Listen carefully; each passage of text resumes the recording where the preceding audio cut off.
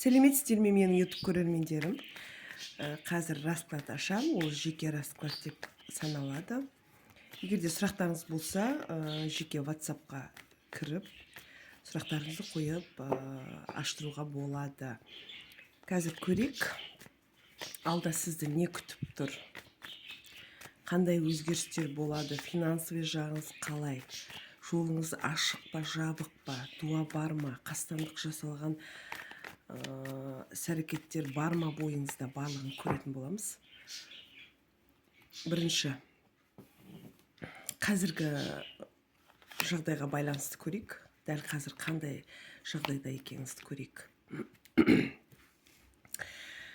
Қазіргі таңда семья түсіп тұр, артыңызда сізді өсектейтін, көре алмайтын адамдар бар. Сіз оған мән бермейсіз.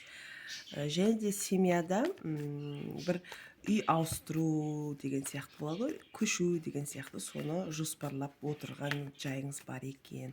Және де бұл общий расклад, общий болғандықтан барлығын общий айтамын. Бұл жерде четверка жезлов деген карта тұр ғой, яғни семейный карта. Бұл жерде қоныс ауыстыру, болмаса үйді сату, басқа жаққа кету деген сияқты сондай карталар бар екен. Осындай жағдайлар бар. Және де қонақ күту, той-тойлау деген сияқты. Маг старший арканы деген карта түсті сіздерге. Барлығы өз қолыңызда. Барлығы өз қолыңызда. Көп нәрсені ойлайсыз. Не, қандай нәрселер? Кездесуді ұйымдастыру. Бір ер азаматты ойлайсыз. Бұл жерде кездесу. Связ күтесіз ол ер азаматтан. Жалғыз басты ана болуыңыз мүмкін. Бұл жерде бір ер азамат түсіп тұр сізге. Және де семьяда, отбасыда бала-шаға бар. Солнце деген карта түсіп тұр. Барлығын қамтамасыз етіп отырған жайыңыз бар екен. Енді бұл жерде бір ұрсып қалған адаммен екі ойлысыз, біреуді ренжіту деген сияқты. Екі ойлысыз, бірақ әлі де бір дайын емес сияқтысыз да. Яғни достасуға. Келесі, қандай өзгерістер орын алады алдағы таңда? Осы 2025 жылы. Қандай өзгерістер болады?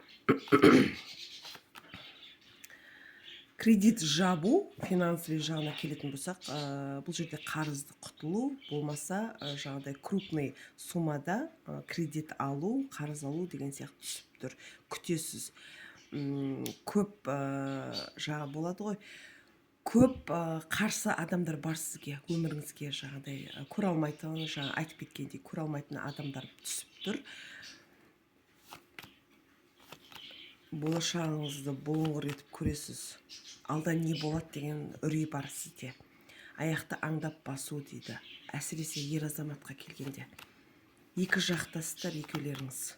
Переживание бар, бірақ соған қарамастан тек алға. Негізі ойыңызда бір ер азамат бар.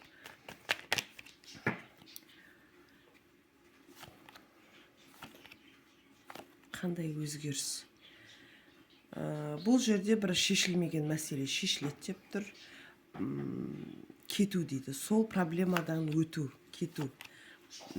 Осы 2025 жылдың ортасында бір саяхаттау түсіп тұр сізге. Бір жерге бару, қыдыру деген сияқты.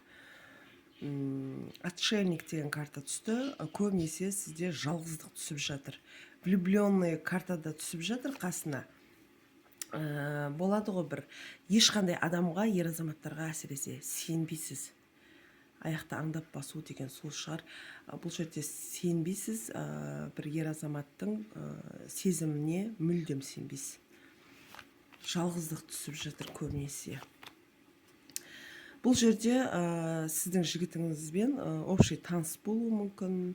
Арада бұл кісі туралы, ойыңыздағы жігіт туралы басқа адамға айту туралы бар екен. Көп адамдарға құпиясыз, әсіресе ер азаматтарға. Көп адамдарға құпия. Ер азаматтарға құпия деп тұр. осы таро жорамалын жеке аштырам дейтін адамдар болса, WhatsApp номерді осы видеоның астына жазып қалдырамын. Хабарласыңыздар кез келген сұраққа. Осы таро картасын үйренем дейтін жандар болса, онда телеграмға жазамыз. Сол жерде барлығын үйрететін боламын. Және де жақсы жаңалығым бар. Ойларыңызда жүрген ер азаматтар болса, соған көңілдеріңіз, ойыңыз сол ер азаматта болса, онда ысытпа жасау қазіргі таңда бір қолжетімді бағада деп айта аламын. Өйткені осы айдың соңында болсын, келесі айдың соңында болсын, әйтеуір ысытпа жасап үлгеріп қалыңыздар деп айтқым келеді. Өйткені қолайлы күн туып тұр. Нақты числосын айтатын болсам, осы айдың соңына дейін, осы число қазір салам осы видеоны көргеннен бастап осы айдың соңына дейін, және де келесі айдың соңына дейін тағы да ысытпа жасатуға болады. Ысытпа деген не деп жатады кейбір адамдар? Бұл ысытпа деген бір зиян деп айтпаймын. Өйткені бұл жерде ойыңызда жүрген, қосыла алмай жүрген бір ер азаматтар болса, бұл жерде жол ашылады да екеулеріңізге. Бір-бірлеріңізді ұнатып жүрсеңіздер, бір-бірлеріңізге деген ойларыңыз болса, бірге болу жоспарлау туралы ұрсып қалған болсаңыздар, қайттан татуластыру бұл жерде. Қазір көрейік, тағы да қандай өзгерістер болады осы жылдың соңына дейін. Осы жылдың соңына дейін дейді. Қарыздан құтылу, финансовый жағы көп түсіп жатыр. Қарыздан құтылу дейді, бір өзгеріс күтесіз өміріңізге деген, барлығын ақылмен шешесіз деп тұр. Және де көбінесе адамдарға совет беретін адамсыз сіз. Өйткені бұл жерде Иерофант деген карта түсіп тұр. Алға қарай даму, саудасы бар адамдар болса, онда жақсы қолайлы жыл десем болады. Өйткені бір өзгеріс, жақсы жағына қарап өзгеріс бар да бұл жерде. Мына жерде көріп тұрсаңыздар, болады ғой бір өзгеріс, өткен кеткен барлығын ұмыту, жаңадан күн шығып келе жатыр, жаңадан бастау, қадам жасау деген сияқты. Саудасы бар адамдар, кәсібі бар адамдарға өте қолайлы уақыт болып тұр осы жылы. Өйткені бұл жерде көп естіп тұрсыз, балық, бұл жерде қаражат жиналуы мүмкін крупный суммада. Және де көтере алмай жүрген келіншектерге бір жақсы қолайлы жыл десем болады. Өйткені балалы болу бар деп тұр.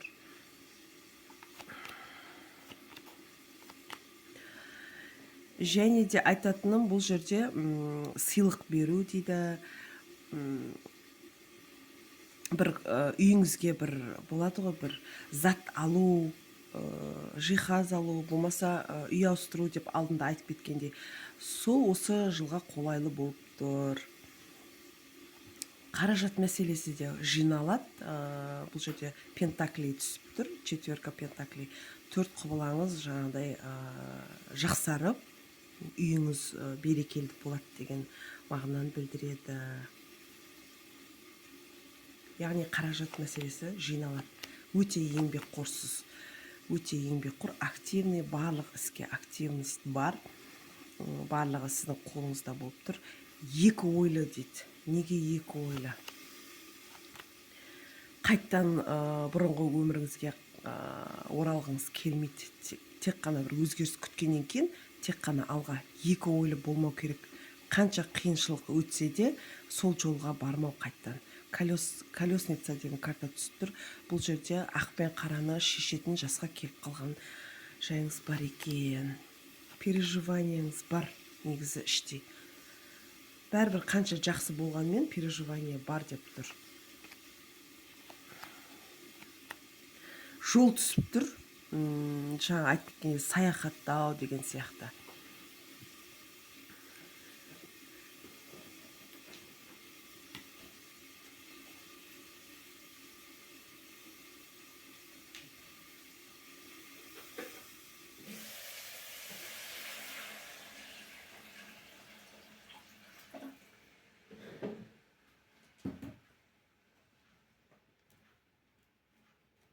яғни жол түсіп тұр, саяхаттау туралы жол түсіп тұр.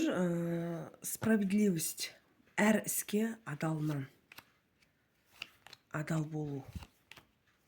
Негізі болады бір жалғызбасты аналар болады, сол сияқты бір бүтін отбасыны переживание сол. Бүтін отбасы құру, бүтін отбасы болу деген сияқты. Общий финансовый жағы бірге жасау деген сияқты сондай ой бар сізде. Барлығына өзіңіз жүгіріп шаршағансыз. Бұл жерде усталость, яғни десятка мечей деген карта түсіп тұр. Көре алмайтын адамдар көп. Оқытылу керек сізге. Жолыңызды ашу керек. Жол жабық тұр. Бұл қорқынышты нәрсе емес. Бұл жерде оқытылып тұру өзіңізге де пайдалы болады. Королева жезлов деген карта түсіп тұр. Барлығын жасау қолыңыздан келеді деп тұр. Мир старший арканы деген карта түсті. Бұл жерде барлығына нүкте қою, яғни жаман нәрселерге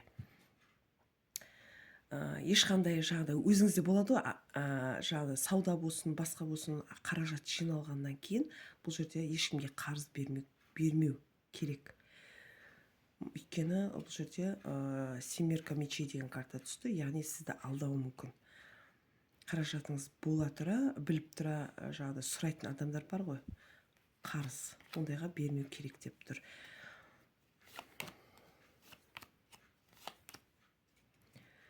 Егерде жігіті жоқ әйел азаматшалары болатын болса, бұл картаға раскладқа келетін болсақ, бұл жерде мүлдем жағдай ер азаматпен бірге тұру ойламайтын әйелдер бар. Сондай жандарға айтатыным, бұл жерде қолыңыздан барлығы келеді деп тұр. Сила деген карта, бұл барлығы жағдай қиын болуы мүмкін, бірақ барлығын жеңіп шығасыз деген карта түсіп тұр. Және де общий расклад болғандықтан, егерде жігіт тауып үйленетін болсаңыздар, онда бұл жерде басқаша. Өйткені десятка кубковый карталар түсіп тұр ғой. Біреуі бақытты болады, біреуі жалғыз өтеді деген сияқты. Общий болғандықтан осындай карталар түсіп жатыр. Общий расклад. Егерде жеке аштырам десеңіздер, WhatsApp номерімді осы видеоға астына жазып қалдыратын боламын. Хабарласыңыздар, мен сіздерді күтемін.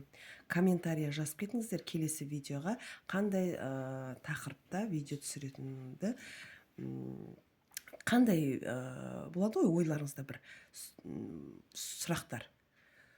Сол сұраққа байланысты жазып, комментария жазып отырсаңыздар, мен видео ашам, сол видео түсірем сол сұрақ бойынша. Каналыма тіркеліп кетіңіздер, лайк басыңыздар, сау болыңыздар.